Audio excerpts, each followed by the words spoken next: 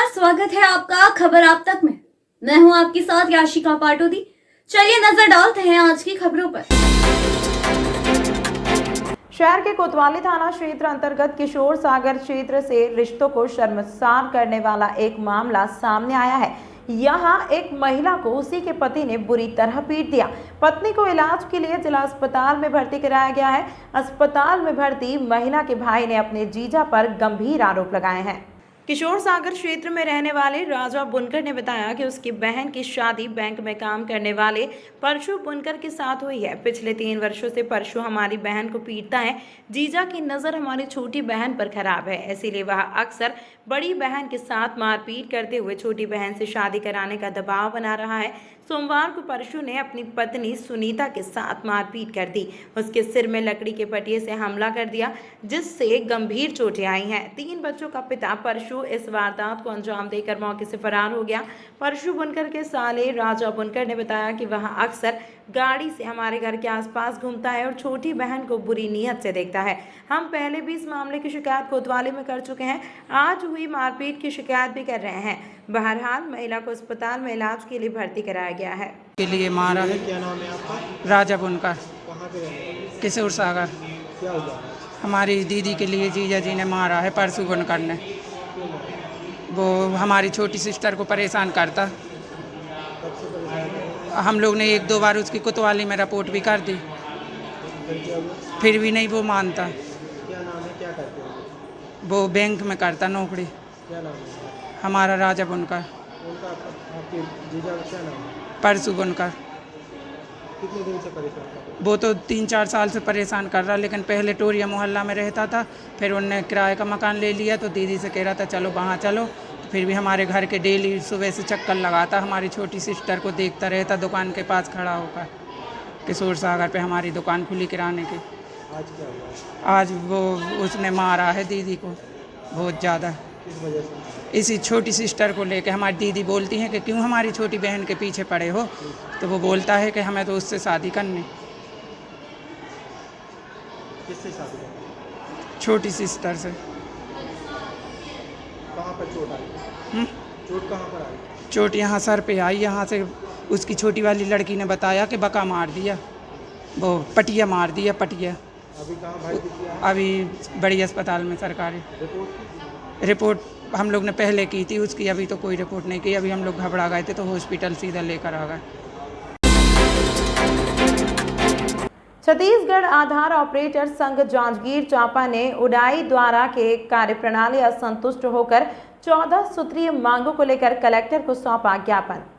ज्ञात हो कि आधार ऑपरेटर को बिना मौका दिए ब्लैक लिस्टेड करने की बात पर रोजी रोटी चलाने जैसे दिक्कतों का सामना करना पड़ रहा है।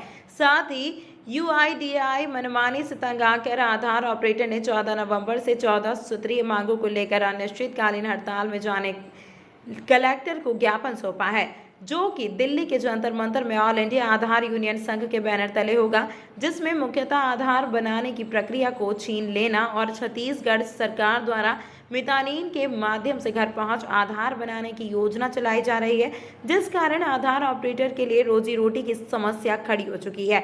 ऐसे में पूरा छत्तीसगढ़ के आधार ऑपरेटर दिल्ली के जंतर मंतर में धरना देंगे।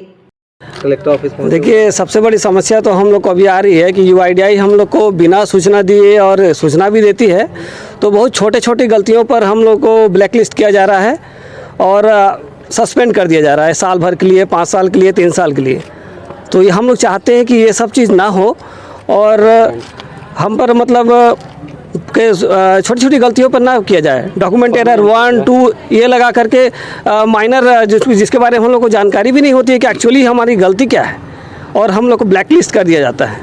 तो हम UIDAI से कहना चाहते हैं कि भाई ऐसा ना करें, हमारे भी परिवार हैं, सब लोगों के इससे रोजी रोटी चलती है और ये सब ना करके हमें प्रॉपर तरीके से बताया जाए कि एक्चुअली गलती कहाँ हो रही है। हमें उस ट्रेनिंग दिया जाए, उसके लिए ट्रेनिंग दे करके हम लोग को सुधार करने का मौका दिया जाए। बिना मौका दिए हम लोग का आधार बंद कर दिया जा रहा है। जिले में परमानेंट किया जाए। जिले में कम से कम 1300-1400 के आसपास ऑपरेटर हैं और सभी की आधार से ही मुख्य रूप से कार्यपालिका चलती है उनकी। दिल्ली में भी कुछ आप लोग और हम लोग अभी इस विषय में दिल्ली सारे ऑल इंडिया आधार एसोसिएशन की तरफ से दिल्ली में एक धरना प्रदर्शन है 14 नवंबर को, जो कि विश्व मतलब देशव्यापी है। और हम चाह रहे हैं कि सभी ऑपरेटर इसमें साथ दें और अधिकारीगण इसमें ध्यान देकर हम पर जो भी ब्लैक लिस्ट कर देते हैं उस पर ध्यान दें और इसको बंद किया जाए। क्या आप लोगों के द्वारा मांग पूर्ण नहीं किया जाएगा तो जिले में आधार का काम बंद करेंगे? हाँ, अगर आधार काम हाँ इस तरह से 14 नवंबर का जो हम लोग का धरना प्रदर्शन है, अगर इसके प्रति सही रूप से सकारात्मक अगर कोई काम ना हुआ तो हम लोग अनिश्चितकालीन हड़ताल पे जा सकते हैं। ये हमारी एसोसिएशन का मांग अगर पूरा ना हुआ तो, या फिर लोग हमसे बातचीत करने के लिए आए अधिकारीगण कि भाई जो हमारी समस्याएं हैं उसको जाने समझें, और ऐसा ना हुआ तो अनिश्चितकालीन हड़ताल हो सकता है। क्या नाम है आपका? मेरा नाम हेमचंद्र साहू है। लंपी पीड़ित गायों को तंत्र मंत्र एवं झाड़ फूंक से ठीक करने का वीडियो वायरल, प्रशासन की उजागर हुई नाकामी। पूर्व सांसद ने शासन प्रशासन पर उठाए सवाल।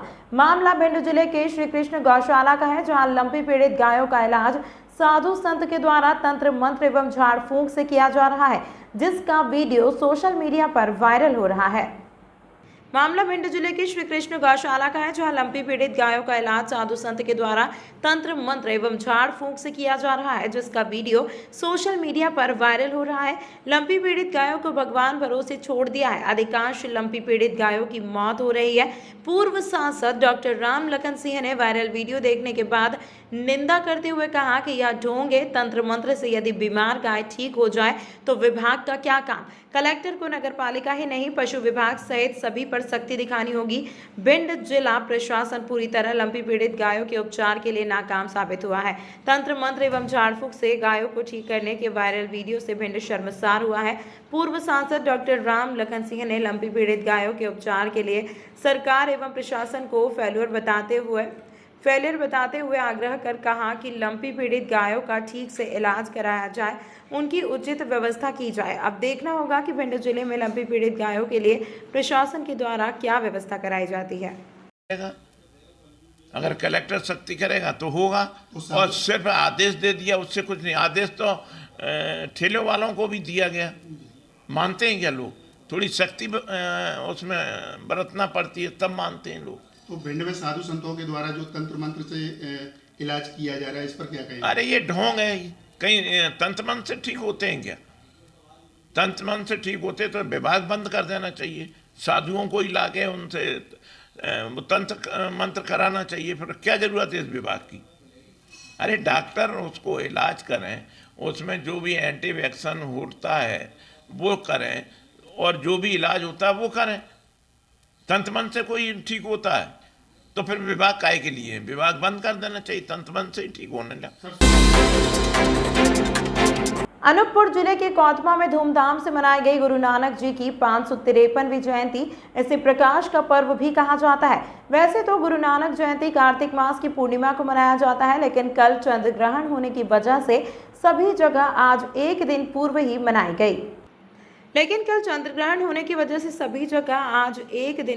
मनाई गई। गुरु नानक देव जी की जयंती इस अवसर पर सारी नगर में जुलूस निकाला गया, जिसमें भारी संख्या में सिख समाज, सिंधी समाज के युवा, बुजुर्ग, महिलाएं, बच्चे व जनप्रतिनिधियों के अलावा अन्य धर्म के लोग भी शामिल हुए और नाचते गाते इस पर्व को मनाया और गुरुद्वारे पर जाकर जुलूस का समापन किया गया।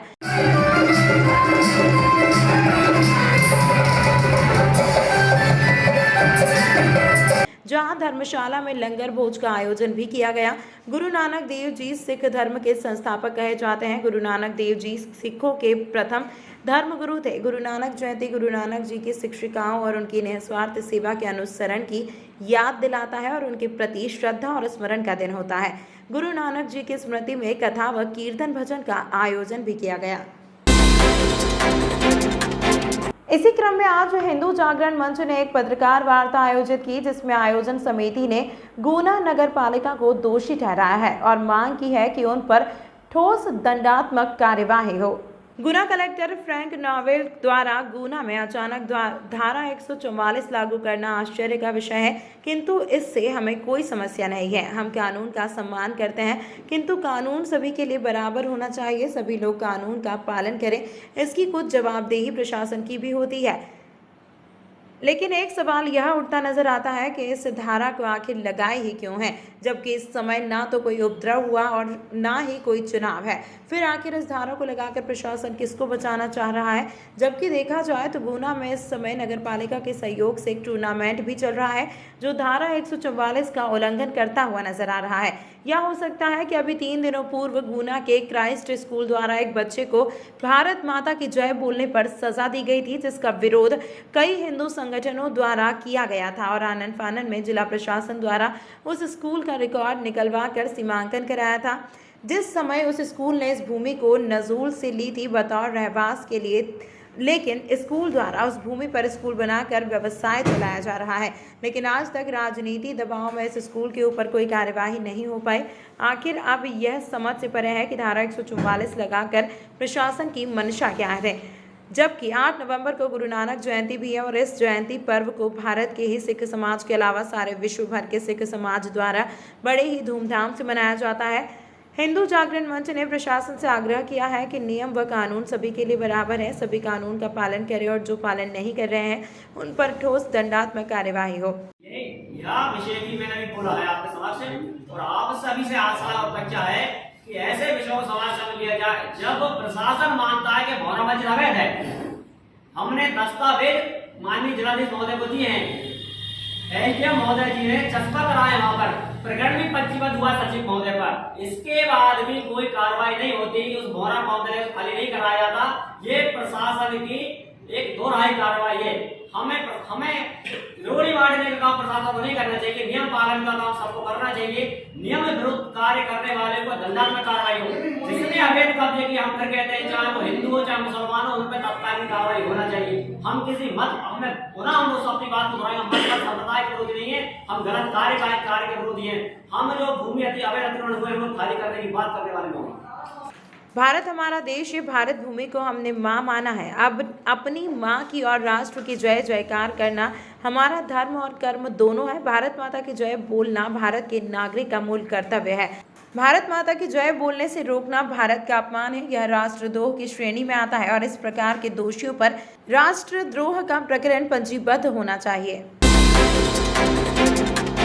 जांजगीर जिले के पामगढ़ में स्थित शराब दुकान से लिए देशी शराब की बोतल में एक जहरीला सांप मिला, जिसे देखते ही खरीदार हड़बड़ा गया। खबर आग की तरह आसपास में फैल गई, जिसे देखने के लिए शराब खरीदने वालों की भीड़ उमड़ पड़ी। इस खबर से शराबियों में हड़कंप मच गया। दरअसल सोनसरी निवासी वीरेंद्र दास अपने साथी के साथ पामगढ़ के शराब दुकान पहुंचा। उसने देशी शराब खरीदी और पीने के लिए पास ही बैठ गया। उसने शराब की बोतल जैसे ही खोलने के लिए उठाई, उसे उसमें पूरा सांप मरा हुआ तैरता नजर आया। देखकर वहां हड़बड़ा गया। उसे अपने साथी को बताया। दोनों पूरा सांप को देखकर हैरत में पड़ गए। यह बात वहां बैठे शराबियों को लग गई। देखते ही देखते शराब इकट्ठा हो गए। मौजूद शराबियों में डर समा गया, क्योंकि शराब की बोतल सील बंद है। अरे मोर का नाम भेजेगा, ओदी अच्छा दारू भेजे का सूचना मिले कभी। हाँ सही बात है भाई, बड़का दार से भेजा। अब सील नहीं खुले होगा, सील खुली तो आदमी डाले के सील नहीं खुले तुरंत लेके गए नारो कर चखना दुकान में जैसे काउंटर में मैं रखे। पामगढ़ के देशी शराब दुकान के सेल्समैन शिवदयाल बर्मन ने बताया कि शराब कार्टन में भरकर आता है, जिसे हम वितरित करते हैं। शराब वेयर हाउस से आती है। बोतल में 14 अक्टूबर 2022 की सील लगी हुई है। खबरों में बने रहने के लिए धन्यवाद।